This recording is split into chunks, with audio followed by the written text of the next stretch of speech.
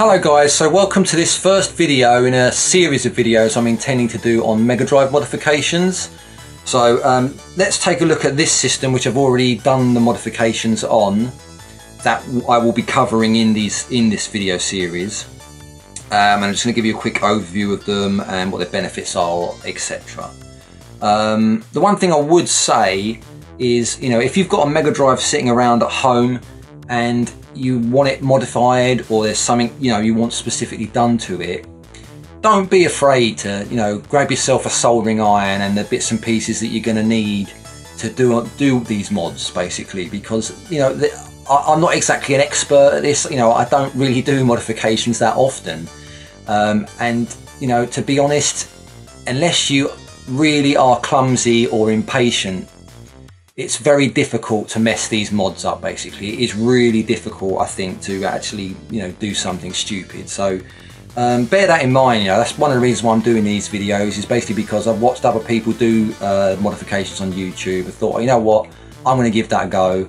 And what, it's very easy. It's really easy, and I've barely touched a soldering iron in my life. So just to bear that in mind, guys, if you're thinking about sending it off and get someone else to do it, have a go yourself. So anyway, let's get on with this. So first, I just want this to be a quick video, really, just to give you a rundown of what I'm going to do.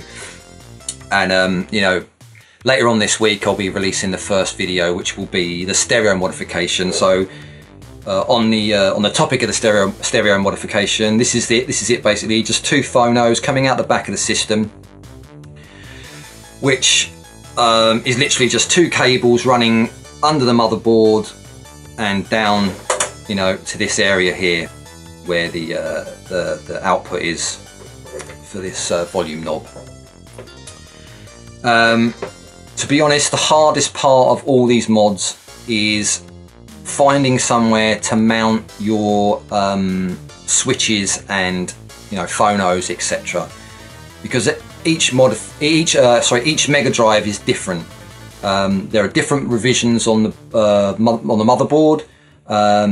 Different regions have slightly different layouts. There's certain ones that have an external port here, like a modem port.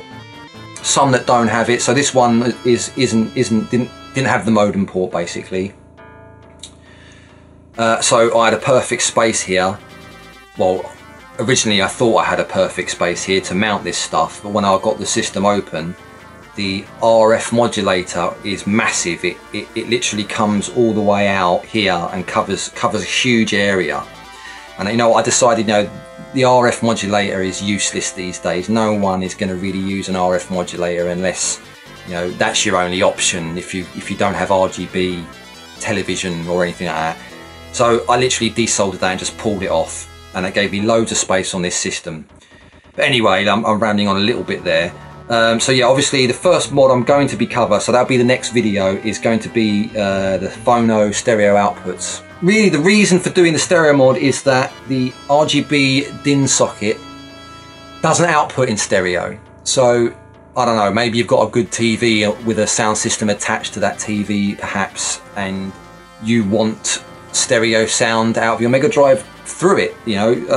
This is your best option, because it is possible to mod this DIN socket to output in stereo, but the main problem with that is that you also have to modify your SCART cable at the same time. If you're going to keep your Mega Drive and you would prefer not to have the phonos on the output,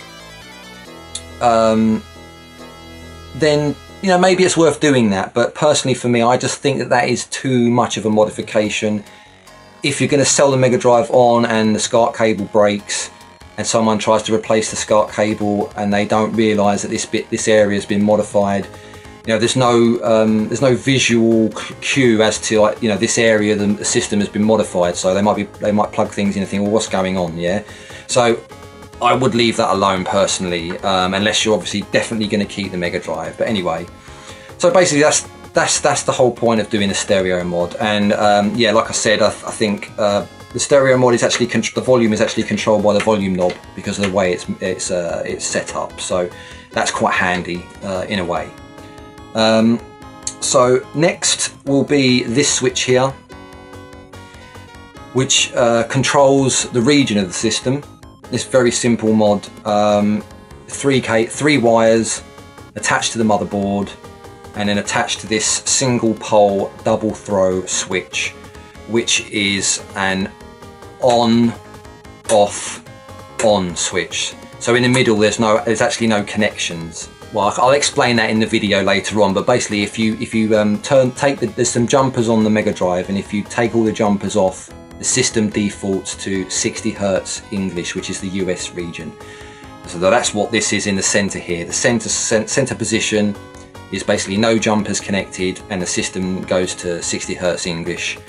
Down position for this system is 50 Hertz English, PAL regions basically. And the up position is NTSC Japan.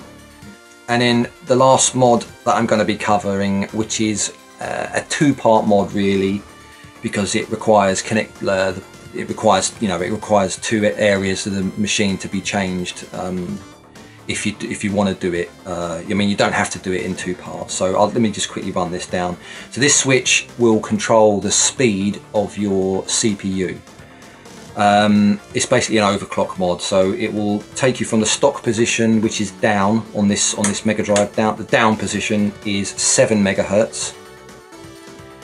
The center position is dead. It's like a cutoff. It's like a safety mechanism, so that you don't make 2 connections at once when changing the speed on your processor.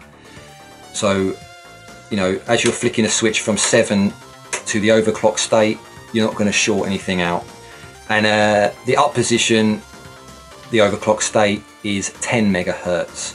And now that is particularly good for improving the performance of, you know, quite a fair few games that suffer from slowdown. I mean, some games the slowdown's not really that noticeable, but just as an example, 3 games that definitely benefit from the overclock mod would be Gunstar Heroes, Curse, and Sonic. I hope they're all in shot for you there. Sonic, you'll notice when you get hit by something and you've got lots of rings, the rings fly everywhere on the screen and it slows down. With the 10 megahertz overclock, it's 60 frames per second. It's smooth as silk, and it works really well. Curse is a notoriously slow game anyway, and it just bumps the performance up and makes it a little bit more playable.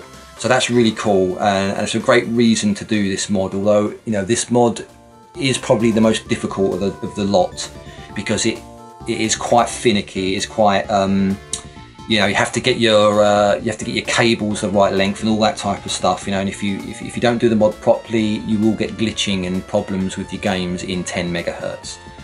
You know, even if the mod isn't quite working for you at the time, the 7 megahertz will still work. You know, if you've got it set to 7 megahertz, you won't have a problem. It will run fine. And then Gunstar Heroes, same deal. The game runs slow at times, and it just boosts the performance enough on the system to mitigate those slowdowns basically, and make the game feel, you know, like smooth, and, you know, almost like it runs constantly at 60 frames per second. So that's really cool. So back to the Mega Drive quickly. Obviously our overclock switch here. What the second part of that mod is an LED mod for the power light.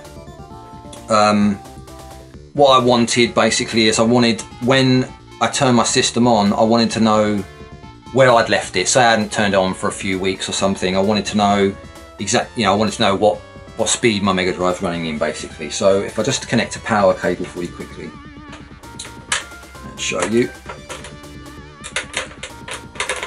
Right. So if I turn, I've got the system in the stock position at the moment. So when I turn the system on, you'll notice that the light is green, and that just signifies, you know, that's safe mode basically. That's the stock.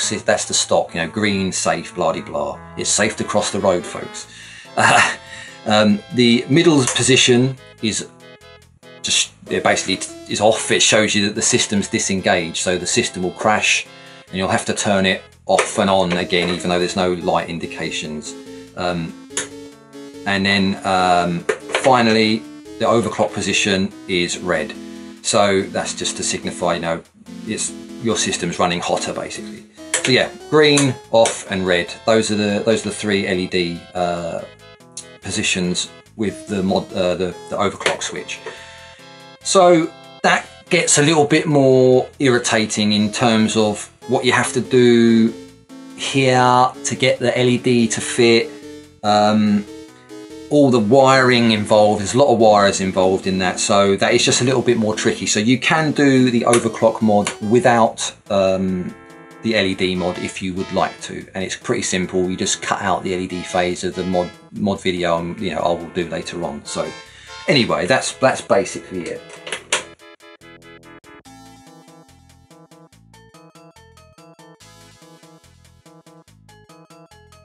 So this is the Mega Drive we're going to be working on.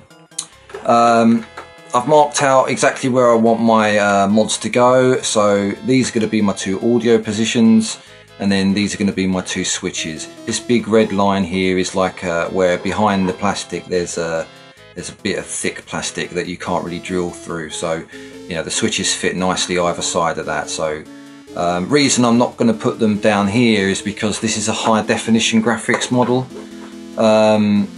And these ones have like the external, you know, the modem port. So there's literally no room around here. So because I'm going to have to mount stuff up here on this model, I'm literally just going to put them in a row along the top here.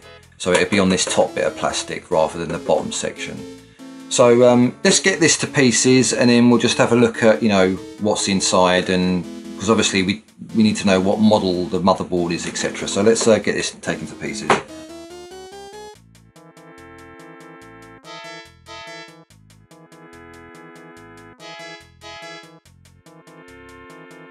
Okay, so the first thing you're going to need to be careful of when you take the Mega Drive to pieces is the LED is soldered to the board. So this cable is soldered at the bottom here, and what you need to do essentially is pull the pins for the LED up like so, and then this will literally just come off. Just have to give it a bit of a tug, straighten the pin up a little bit more there. This was really easy last time. Why is this such a struggle now? There we go, right. That's done. So there's our LED, and we can pull that out. Okay guys, just a word of warning. This white area, in the last Mega Drive I did, this is that piece there is actually a piece of plastic that you can pop out. You lift that bit up, and then you can see the LED and pull it out. But for some reason, this version doesn't appear to work like that. I'm not sure what they've changed on the plastic, but there's no way to get that white section out. It's like the white section's been painted on. I don't know. Don't know whether this pops something out, but that is a bit of a pain. I've got a feeling this is like this whole circular area on this version, this here. I've got a feeling this whole circular area will pop out and expose this. So that's just something to be aware of if you want to do this LED mods. Because obviously I'm going to have to, if I want to get this LED out without damaging it, I'm going to have to basically dismantle the case here, because it's all glued together. So it's going to be quite difficult to, you know, do this. I'm reluctant to do this, so I may unfortunately have to destroy this LED. I mean, not that I don't need the LED, but it means it's going to be a little bit messy, and I'm going to have to use a little bit of hot glue to make sure that the LED that I put in here doesn't fall out basically. So I just want to make you aware of that. I can't show you another Mega Drive with the tabs here, but you'll know what I mean if you see it. So that's just a word of warning. Look out for that. You'll know whether this bit will pop out or not, because you'll be able to turn it over and you'll see two tabs either side of the LED. So just something to be aware of.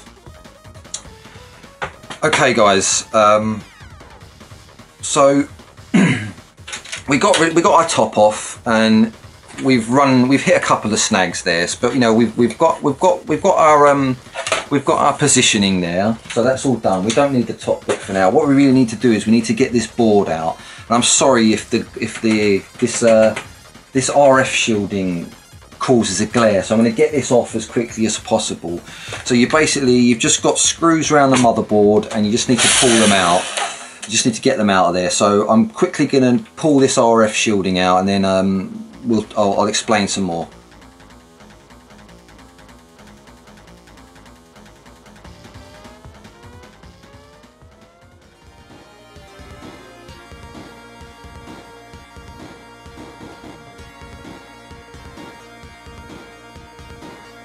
Sorry, I'm getting blinded by the bloody reflection on the shield. It's really irritating. Right, I'm going to get rid of the RF shielding, okay? Because I don't think... I'm not going to keep the RF shielding when I do this mod. I did on the last one. It was a king-size pain in the arse because this is your CPU here, right? So when you do the modification on the CPU, you need wires coming out of the chip at the front here. And as you can see, the RF shielding lays flat on this bit here, which means your wires get trapped. So unless you want to start drilling holes in your RF shielding and stuff. The Japanese Mega Drives don't have RF shielding. Look, you can see the circuit board through the bottom there. On this Mega Drive, you know, you can see it's got RF shielding there. You know, the Japanese Mega Drives don't have it, so I don't see why we need to keep them on the power one if you're doing mods. You know, it just makes life more difficult. So, you know, don't worry about your RF shielding unless you're really finicky about it. If you want to keep your RF shielding, you know, be my guest, but it's just a nightmare. But anyway, let's continue. So we need to get next we need to get this plate off, which is a heatsink for these two 5-volt regulators. So we need to get rid of this next. So you've got three screws on the top of this panel here. Then you've got the 2 screws on the RF on the 5-volt regulators. So we need to get them off, and I'm not going to use a drill for that. I'm just going to use a screwdriver because this is a bit more delicate. So just going to use a screwdriver to make sure we get these out without damaging it.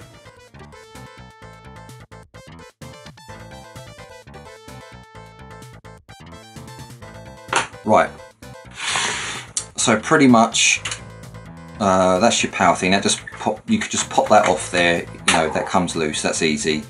Now there's 2 more screws, but they're underneath the motherboard. So we're going to need to lift the motherboard.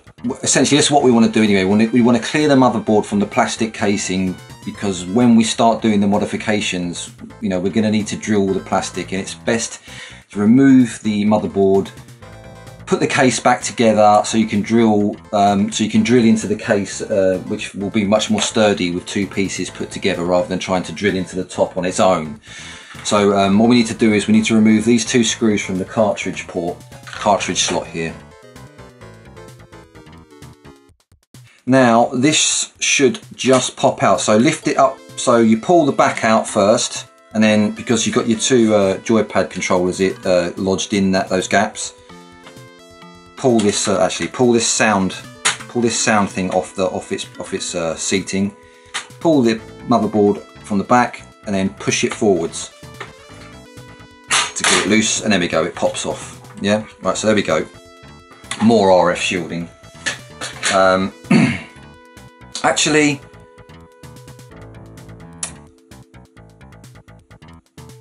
I'll tell you what, tell a lie, we could just keep the RF shielding on. It's not really, sorry, they keep this heatsink on. It's not really in the way. I think we'll keep this heatsink on. I don't think I'm going to disconnect it. So basically, we've got our motherboard 3 now. And as you can see, this is a PAL VA4, so it's a version 4 motherboard. Obviously, you might have a different revision. There's plenty. I can give you some. I'll put some links in the description for the different revisions of motherboards there are. So if you come across a different one, or if your version's a different one, you'll know where the bits and pieces that we're going to be looking at. You'll see their locations basically. So anyway, right, we got that free. So here's our bottom piece with more annoying RF shielding, which literally I'm just gonna it's not needed, honestly guys, it's really not needed. Unless you really just want to keep the Mega Drive how it was, but personally, you know, like I said before, the Japanese ones never had the RF shielding, so you know, and they work fine. So there we go. We got our back, we got our bottom and our front now, and our top. Sorry, bottom and our top. We can just put a couple of screws in at the back and one in the middle.